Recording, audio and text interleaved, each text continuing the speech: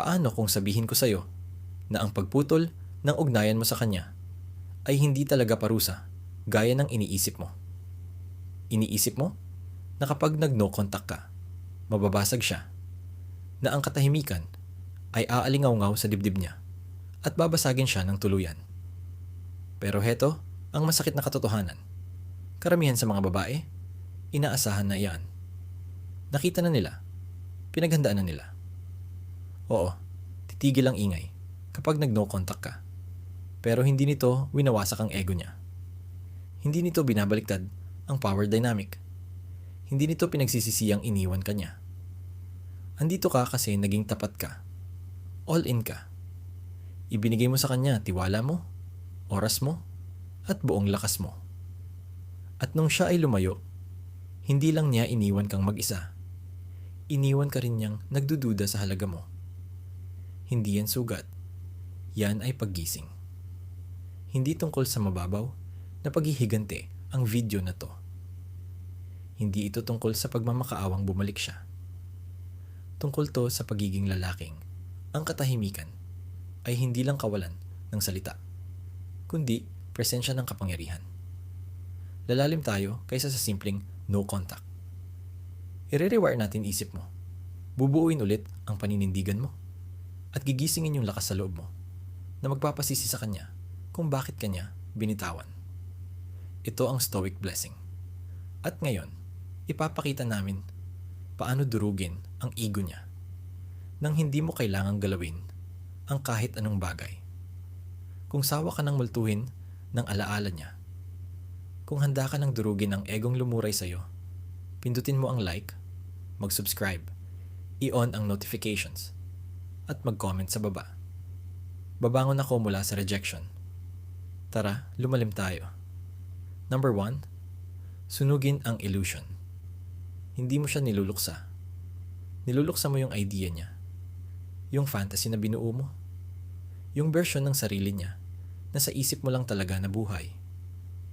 Yung babaeng nagsabi ng tamang mga salita, tila kiniliti kaluluwa mo. Nagsabing forever paminsan. Pero yung babaeng yon, projection lang yon. Maskara na binuo mula sa loyalty mo, pag-asa, at pagnanasa mong makita ka at hindi ka pabayaan. Pero anong talaga ang ginawa niya? Umalis ba siya ng walang paliwanag? Pinatagal ka lang ba? Nagpa-victim? Tumakbo sa ibang lalaki habang duguan ka pa? Hindi love yan. Hindi tapat yan. Ego yan. At sa tuwing nire-replay mo mga dati niyang chat o kinakapitan mga alaala na parang iba siya noon, lalo mong pinapalakas ang illusion. Pinoprotektahan mong mataas pa rin siya sa pedestal na matagal na niyang hindi deserve. Ito ang unang strike sa pagdurog ng ego niya. Sunugin ang pedestal.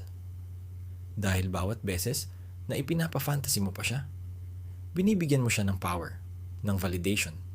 Pinananatili mo siyang special sa isip mo. Kapag patuloy mo siyang tinitingnan bilang something rare, special, at someone na nawala sa'yo, panalo siya. Ang tunay na lalaki, stoic, ay nakikita ang totoo, hindi ang gusto niya lang makita. Bitawan mo na ang larawan na sinasamba mo. Yung pantasya mo, kulungan mo yan. At kapag tinignan mo na siya, nang wala ng bias ng emosyon, makikita mo ang mga kapintasan na tinabunan mo noon, mga pattern na pinatawad mo palagi, mga red flags na pinalitan mong puti. Hindi siya soulmate mo, teacher mo siya. At ang lesson? Tigilan ang pagmamahal sa potensyal. Tigilan ang pagromantisa sa gulo. Simulan mong mahalin ang sarili mo kaysa sa attachment mo. Sunugin ang ilusyon at sa abo nun makikita mo ang katotohanan. Hindi niya binasag puso mo. In-expose lang niya kung saan ka walang boundaries. Number 2, maging unreachable. Ang no contact, basic. Bare minimum yan. Kahit sinong lalaki, kayang maglaho, mag-block, mag-mute, umalis. Hindi yan power. Default lang yan. Gusto mong durugin ego niya? Kailangan mong maging unreachable. Hindi lang sa mga daliri niya, kundi sa impluensya niya. Ibig sabihin, Walang pagtagos ng emosyon. Walang IG stories para sa kanya. Walang quote na para mang inis. Walang patagong mensahe para lang mapansin niyang nagbago ka. Sapagkat totoo ito. Kung alam niyang care ka pa rin, hawak ka pa rin niya. Kung kaya ka pa rin niyang i-trigger sa katahimikan, cryptic post, o paglabas ng pangalan niya sa notifications mo, panalo siya. At ang tunay na stoic na lalaki, hindi naglalaro para matalo. Para maging unreachable, dapat hindi ka na reactive. Magmaster ka ng detachment. Hindi ito cold acting. Ito ay control. Hindi ka nag-check ng socials niya. Hindi mo tinatanong mga kaibigan niyo kung kamusta siya. Hindi mo na siya pinapaupahan sa utak mo ng libre. Bawiin mo ang inner fortress mo. Yun ang gustong pasukin niya. Hindi phone, hindi bahay mo, kundi katahimikan ng isip mo. Tandaan mo, ang mga babaeng sanay sa atensyon, ayaw ng indifference. Gusto nila ng reaction, kahit negative. Pero ang katahimikan na walang kaakibat na emosyon, yun ang pahirap. Doon na pumapasok ang what ifs, doon nababasag ang ego niya. Hindi kapag nawala ka, kundi kapag nawala kang parang wala ka ng pake. Unreachable ka pag hindi na niya alam kung anong nararamdaman mo, iniisip mo, o plano mo.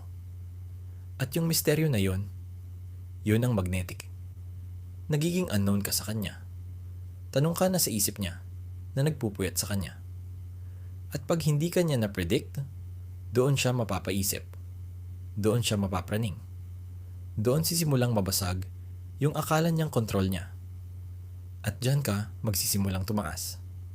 Number 3. Masterin ang void.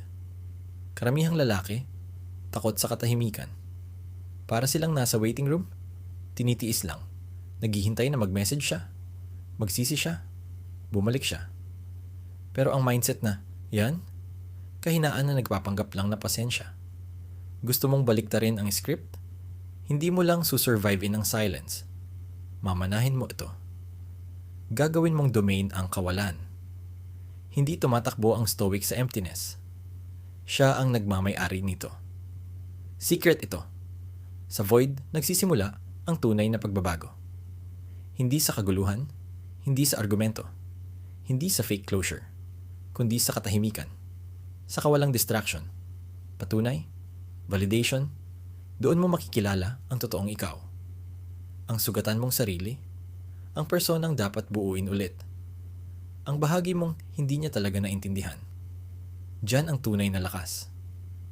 Kasi habang abala siya mag-distract, maghanap ng atensyon, magpanggap na di siya apektado, ikaw, lalalim ka. Magtatayo ka ng disiplina. Magpapatalim, magpapalamig, magtatalaga ng focus. Ginagawa mong gym, templo, at battlefield, ang katahimikan. Ang lalaking komportable sa wala. Walang validation, walang lambing, walang ingay. Siya ang nagiging lahat. Mastering the void. Hindi mo na kinaka-obsess kung kailan kanya mapapansin. Kinaka-obsess mo na ang sarili mong pagbabago. Hindi lang pag-detach sa kanya, kundi sa ideya na may kailangan kang ibang taong buuin ka. Iba na kilos mo, iba na ang paningin, iba na tahimik mong pagbuo sa sarili mo, na pag nakita ka ulit ng mundo, magugulat sila kung anong naging ikaw. At siya, mararamdaman niya yon. Hindi sa text, hindi sa post, kundi sa kawalan ng dating kahinaan mo.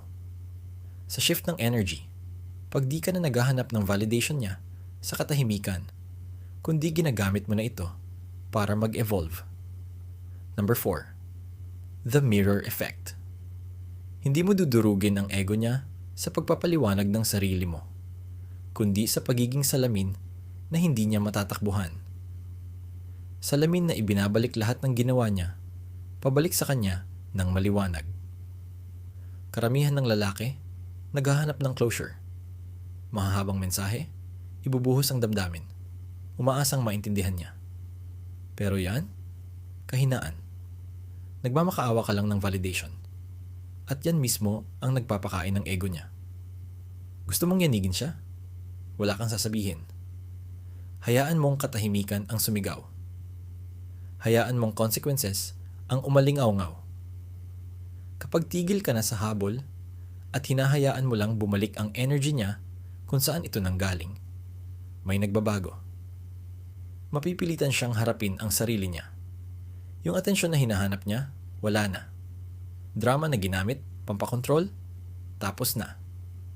Matitira na lang the choices niya at ang malamig, kalkuladong pagkawala mo. Ito ang mirror effect. Titigil ka na sa pagiging reactive at sisimulan mong maging consequence. Hindi dahil galit ka, kundi dahil nire-respeto mo sarili mo. Wala kang binibigay para ipagtalo, ipilipit, pagdudahan, kundi desisyon niya at tahimik mong pagkawala. At ang unti-unting pagka-realize niya na nawalan siya ng lalaking nagbago dahil sa kanya, hindi para sa kanya. Doon mananamlay confidence niya. Dudungaw ang self-doubt. Dahil deep down, inasahan niyang magmamakaawa ka, maghihintay, magfa-fold. Pero pag di ka na ganun, pag nag-evolve ka sa katahimikan, detached sa kailangan niyang mapansin yun, doon niya mararamdaman. Regret, curiosity, insecurity. Ang maganda pa, hindi mo ipinilit. Minirror mo lang. Binabalik mo lang yung reflection. At yan ang hindi niya kayang tanggapin. Number 5, withdraw all validation ego. Umaasa sa atensyon. Nabubuhay sa papuri, reaksyon, selos, kahit anong palatandaan na may pake ka pa. Kaya kahit iniwan ka na niya, iikot pa rin siya paminsan-minsan. Isang like, random na view sa story, kamusta ka na text. Huwag mong patulan. Hindi yan affection. Ego maintenance niyan. Hindi siya nagtatanong, mahal mo pa ba ako? Kundi, kontrolado pa ba kita? Diyan marami natatalo. Nagbibigay pa rin ng validation kahit katahimikan na lang. Nagpo-post ng thirst trap para mapansin niya. Sobra magpaliwanag kung bakit tapos na. Nagpaparinig, umaasang masasaktan siya.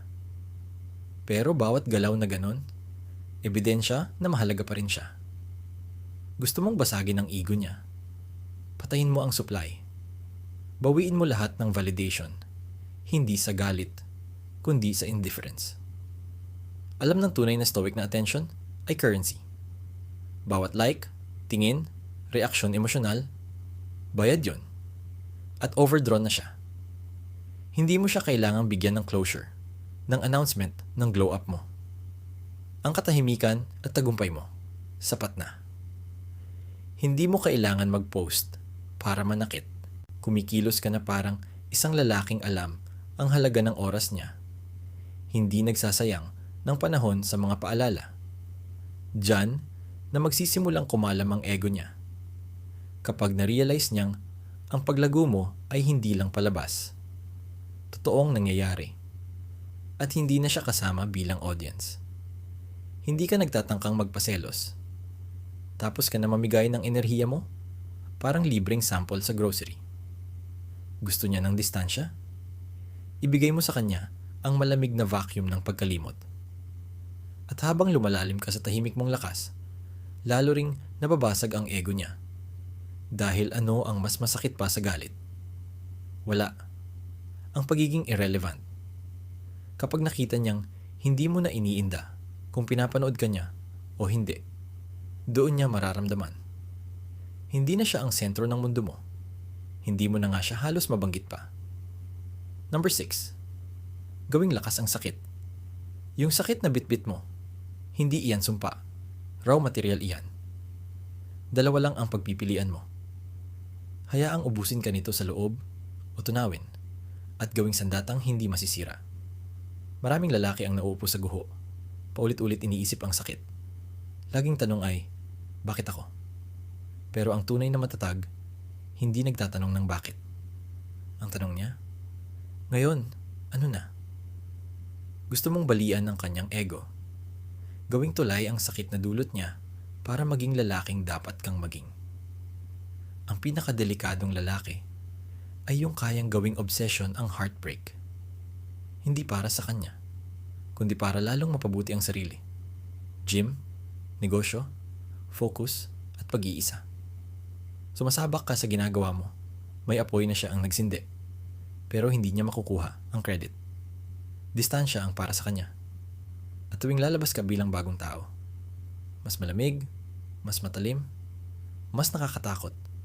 Hindi ka na nagmamahal dahil kailangan, kundi dahil pinili mong magmahal. Ang tunay na pagbabago ay yung mapaparealize mo sa kanya na hindi kanya nabasag. Binuo ka niya, hindi dahil gusto niya, kundi dahil hindi mo pinayagang manalo ang sakit. Ginamit mo bawat insulto, bawat kasinungalingan, bawat pagpapatahimik. Bumuhat ka ng mas mabigat, mas naging matalino. Tinanggal ang distractions. At bigla, hindi lang niya pinagsisihan ang mga ginawa niya. Pinagsisihan din niyang maliit ang tingin niya sa'yo. Mas malalim pa ito kaysa sa glow up. Ito ay elemental, parang puwersa ng kalikasan. Kalmado, grounded, puno ng layunin. Yung tipong lalaki na hindi na niya kayang abutin. Hindi dahil nagtatago ka, kundi dahil umaangat ka na sa level na hindi na siya kasya. Number 7. Maging lalaking hindi niya pwedeng palitan. Masakit na totoo, kadalasan, hindi agad tumatama sa babae ang breakup. Umalis siyang iniisip na may mas better pa. Na isa ka lang sa mga pangalang malilimutan niya. Na madaling makahanap ng pamalit. Diyan ka dapat pumuesto. Not sa salita, kundi sa tunay na transformation. Gusto mong balian ang ego niya? Maging lalaking hindi niya mapapalitan. Kahit sino pa ang puntahan niya next. Hindi kailangan ipagmayabang ang pera o status para gumanti. Mahina yon. Ang tunay na lakas. Sobrang centered, sobrang halaga, sobrang rooted sa purpose mo. Na yung energy mo ay nagiging irreplaceable. Nagiging lalaki kang iginagalang kahit hindi kumikibo. Hindi natitinag sa pressure. Tahimik, pero matibay. Discipline ng armor mo, kapayapaan ng armas mo. Isipin mo, ilan ba talaga sa kilala niya ang hindi nagpapadala sa emosyon, hindi naghahabol ng validation, hindi addict sa atensyon? Konti lang. Doon ka lamang. Habang siya paikot-ikot sa mga lalaking pare-pareho lang ng vibe, ikaw, nagiging iba, rare, untouchable. Hindi ito tungkol sa pagiging iba, kundi sa pagiging tunay na ikaw, na dati mo ng potensyal kahit wala siya. Siya ang bagyong nagtulak sa'yo para mag-focus. At ngayon, kapag naririnig niya pangalan mo, kapag nakikita niyang umaangat ka, tumatama. Hindi lang siya nawalan ng boyfriend. Nawalan siya ng presence na minsan lang sa buhay. Anong gagawin mo? Tuloy lang. Huwag magmayabang. Huwag mag-post ng cryptic para tuksuhin siya. Mabuhay ka ng buo, malaya, hanggang ang kawalan mo ay mas mabigat pa kaysa sa dati mong presensya. Number 8. Magbuo ng bagong sarili sa dilim. Hindi ka magbabago sa harap ng tao. Tahimik kang magre-rebuild sa dilim, walang palakpakan. Doon nagaganap ang tunay na transformation. Not sa comments, hindi sa timeline, kundi sa likod ng lahat. Habang walang nanonood at wala kang gustong patunayan. Kung gusto mong balian ang ego niya, tigilan mo ang kahangaring makita ka. Sisimulan mong maging lalaking masarap hanapin. Dito kadalasang bumabagsak ang mga lalaki. Gusto nilang makita ni ex ang grind nila, ang pagsisisi, real time. Kaya post ng post, nang hihingi pa rin ng atensyon. Hindi nila alam, kahinaan pa rin yun. Hindi mo kailangan makita niyang umaangat ka. Ang kailangan, maging sobrang iba ka, na sa susunod na marinig niya ang pangalan mo, hindi na niya maikokonekta sa taong iniwan niya. Ang tunay na malakas, tahimik nagtatayo ng buhay, hindi dahil sa revenge, kundi sa rebirth. Tinanggal mo distractions. Bumuo ka ng bagong sistema. Disiplinado ka sa tulog, kalusugan, focus, vision. Ginawa mo nang hindi naghahanap ng papuri. Dahil kapag ang identity mo ay nakaugat na sa sarili mo. Hindi sa mga gusto mong ma-impress. Hindi ka na matitinag. At dito ironic. Pag tumigil ka ng paghahanap ng pansin, doon sila magsisimula magtanong. Mararamdaman niya yung shift. Hindi sa posts mo, kundi sa katahimikan mo. Sa paraan ng kwento ng mga mutual. Sa glow na binunga ng pag-iisa at paglago. Hindi ka na niya makikilala. At yun mismo ang goal. Hindi lang ito pagbawi, ito ay resurrection. At wala siyang imbitasyon sa second chapter. Number 9, hayaan mo siyang manood mula sa malayo. Hindi mo kailangan siyang i-block o magtago. Hayaan mong manood siya mula sa distansyang hindi niya na kayang tawirin. Doon nararamdaman ang tunay na kirot. Hindi ka immature, pinagplanuhan mo to. Nabuo mo na ulit ang sarili mo. Detached ka na. Hindi ka na maabot. At ngayon, nakaupo siya sa labas ng mundo mo.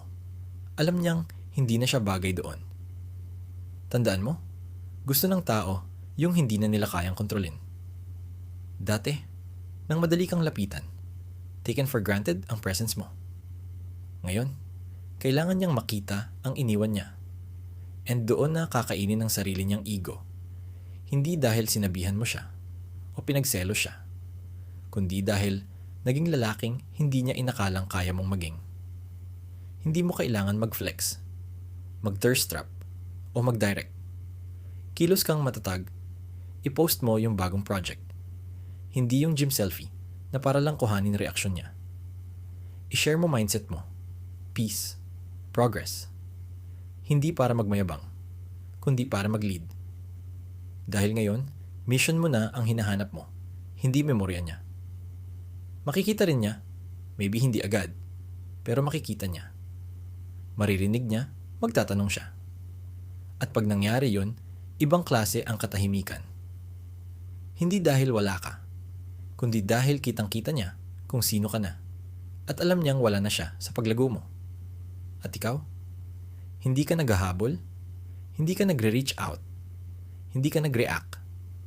Dahan-dahan ka lang sa lane mo, habang ang ego niya'y unti-unting nadudurog. Iyan ang tunay na lakas. Ganihan ka mananalo nang hindi nagsasalita. Number 10, magpatawad, hindi para gumaan ang pakiramdam, kundi para lumakas. Ang pagpatawad, hindi kahinaan. Hindi mo tinatanggal ang bigat ng ginawa niya. Hindi ka nagkukunwaring hindi masakit. Ang pagpapatawad. The final flex. Sinasabi mong wala na siyang power sa'yo. Iyan ang sumisira ng gusto sa ego niya. Walang mas nakakagulat sa taong inaasahang kamumuhian, kundi makitang hindi ka na apektado. Pero totoo, hindi para sa kanya ang pagpapatawad. Para sa sarili mo. Para mabitawan mo na ang bigat, ang galit, tanong, paulit-ulit na cycle. Kung kapit ka pa rin sa resentment, nakakulong ka pa rin sa kanya. At yun ang gusto ng ego niya. Doon ka dapat manatili. Bitter, obsessed, at laging nasasaktan. Pipiliin ng tunay na matatag na magpatawad. Hindi dahil madali, kundi dahil ayaw niyang paupahan ang isipan niya ng libre. Hindi mo kailangan mag-reach out, maghanap ng closure. Magpatawad ka, tahimik, matatag, walang pag-aalinlangan. Inaasahan niyang magtatanim ka ng sama ng loob, ng resentment, ng galit. Pero pag binati mo siya ng grace, ipinaramdam mong tapos ka na. Hindi dahil gusto mong saktan siya, kundi dahil tapos ka nang mag-evolve, doon siya natataranta. Doon tumatama ang pagsisisi na hindi niya inaasahan. Full circle. Tapos na ang kwento. Hindi ka na bitter, mas magaling ka na. Wala na siya sa buhay mo, pati sa isip mo. Yan ang tunay na detachment. Yan ang tunay na healing. Bumangon ka, hindi para gumanti. Hindi para sa papuri, kundi dahil ayaw mong madurog ulit ng tao. Nakatawid ka na, at yun na mismo ang ibig sabihin nito. Hindi ka para sa pagwawalwal. Hindi ka para sa paghabol. Para ka sa pagbabalik, sa pagbubuo, sa pag-level up. Hindi ito tungkol sa kanya. Hindi talaga. Tungkol ito sa pag-alala mo kung sino ka talaga kapag nawala na ang ingay. Akala mo, no contact lang sapat na. Ngayon alam mo na hindi. Alam mo na ang tunay na lakas ay maging untouchable. Kaya hayaan mo siyang magtaka. Mag-scroll, malunod sa katahimikan na ikaw na ang may kontrol. Habang siya puro laro, ikaw chess. Habang hanap niya validation, ikaw kahulugan. Habang siya pumapalingon sa nakaraan, ikaw laging pasulong. Hindi ito tungkol sa paghihigante. Ito ay tungkol sa hindi na kailanman pagiging ganoon kahina ulit. Ito ay pagiging lalaki na hindi kailangang piliin dahil pinili na niya ang sarili niya. Ito ang era mo. Tahimik. With focus, hindi matitinag ang respeto sa sarili. Dalhin mo yan na may disiplina. Ipakita mo sa gawa, hindi sa salita. Huwag mo na uli hayaang malito ang sinuman kung ang access pareho ng value. Hindi ka na bitter, hindi ka na basag. Ikaw ay muling ipinanganak. Kung naramdaman mo ito, kung ready ka na laging bumangon, hit mo ang like, subscribe sa Stoic Blessing, i-turn on ang notifications, at mag-comment. I rise with silence and power. At tandaan, hindi ka niya nawala noong umalis siya. Nawala ka niya noong hindi ka na bumalik.